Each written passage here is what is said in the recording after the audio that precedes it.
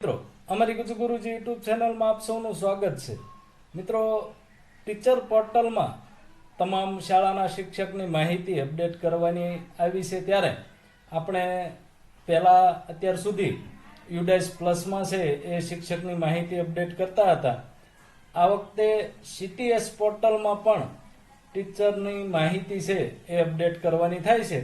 તેમાં પણ બદલીથી આવેલા કે બદલીથી ગયેલા શિક્ષકોને ટ્રાન્સફર કરવા, નવા આવેલા શિક્ષકોને એડ કરવા અથવા તો નિવૃત્તિવાળા શિક્ષકોને ડિલીટ કરવા, આ તમામ જે કામગીરી છે, સાથે સાથે શિક્ષકને ફાળવેલા વિષય અને ધોરણનું મેપિંગ કઈ રીતે કરવું તેની માહિતી આજે લાઈવ મેળવીએ। તો સૌપ્રથમ આપણે છે SSAની જે વેબસાઇટ છે એ ઓપન કરી લઈશું, કારણ કે આ છે CTS પોર્ટલ ઉપર શિક્ષકની માહિતી અપડેટ કરવાની છે। એટલે ચાઇલ્ડ ટ્રેકિંગ સિસ્ટમ જે છે આપણી તે ઓપન કરશું। તેમાં છે ચાઇલ્ડ ટ્રેકિંગ સિસ્ટમમાં આ થોડોક નવા લુક સાથે આવી ગયું છે। તો અહીં તમારું શાળાનું યુઝરનેમ અને પાસવર્ડ નાખી અને લોગિન થવાનું રહેશે। લોગિન થયા બાદ આગળ આપણે જોઈએ કે શિક્ષકની માહિતી છે એ કઈ રીતે અપડેટ કરવી। તો CTS પોર્ટલ ઉપર સૌપ્રથમ તો શાળાના યુઝરનેમ અને પાસવર્ડથી આપણે લોગિન થઈશું।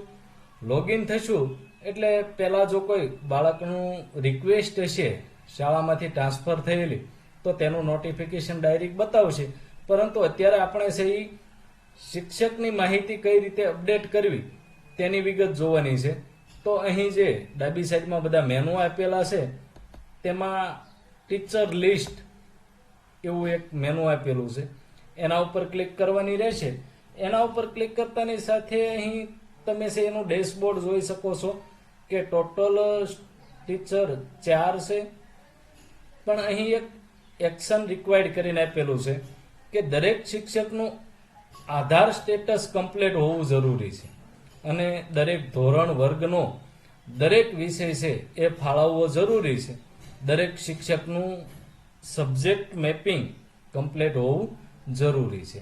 હવે અહીં આપણે ટીચર લિસ્ટ જોઈએ તો નીચેની તરફ જ્યારે તમે સ્ક્રોલ કરશો ત્યારે છે એ તમારી શાળાના તમામ શિક્ષકો છે એના નામ અહીં બતાવશે। અહીં સબ્જેક્ટ મેપિંગ પણ આપેલું છે।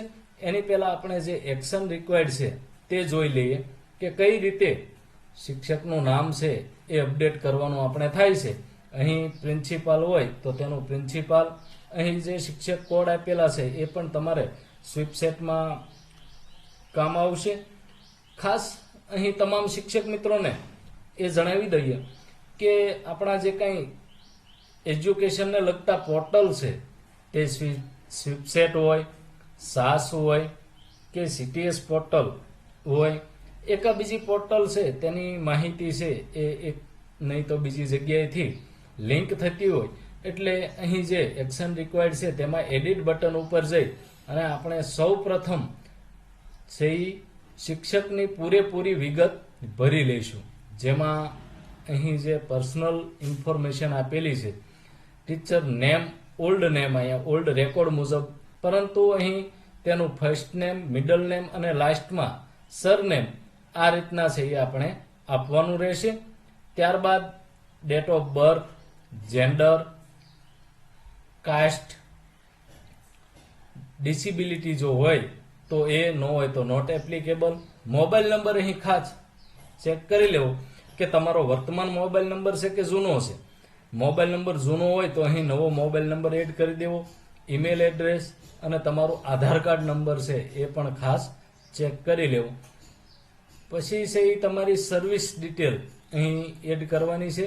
પ્રિન્સિપાલ હોય તો પ્રિન્સિપાલ, રેગ્યુલર હોય તો રેગ્યુલર, કોન્ટ્રાક્ટ બેઝ ઉપર કે પાર્ટ ટાઈમ, પછી ટીચરની પોસ્ટ છે એ ટીચર છે, હેડ ટીચર છે કે વિદ્યાસહાયક છે, joining date, first school joining date, current school joining date, અહીં તમામ વિગત છે એ ભરવાની રહેશે।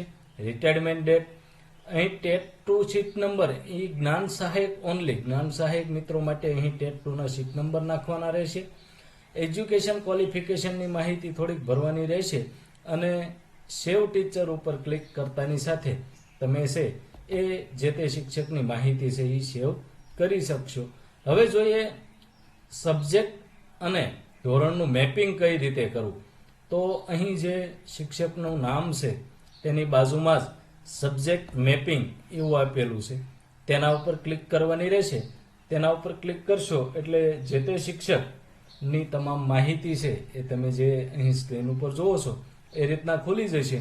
હવે અહીં અગાઉ 6, 7, 8 ભાષાના વિષયો તમામ સિલેક્ટ કરેલા છે.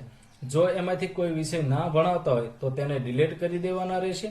નહીતર અહીંથી નવું ધોરણ સિલેક્ટ કરવાનું થતું હોય તો ધોરણ, સેક્શન બાદ સબ્જેક્ટ છે એ એક કરતાં વધારે વિષય પસંદ કરી શકો છો. કારણ કે એક શિક્ષક છે એ એક કરતાં વધારે વિષય જ્યારે ભણાવતા હોય ત્યારે અહીંથી તેમના વિષય છે એ તમે એડ કરી શકો છો.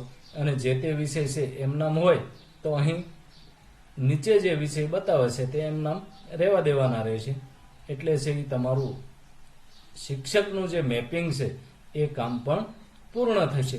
તો સૌથી પહેલાં આપણે છે એ આ કામ કરવું ખાસ જરૂરી છે અને ત્યારબાદ જ જે તે શિક્ષકનો ઓનલાઈન હાજરી અને અન્ય રેકોર્ડમાં એ ધોરણ મુજબ તેમનું નામ આવી જશે.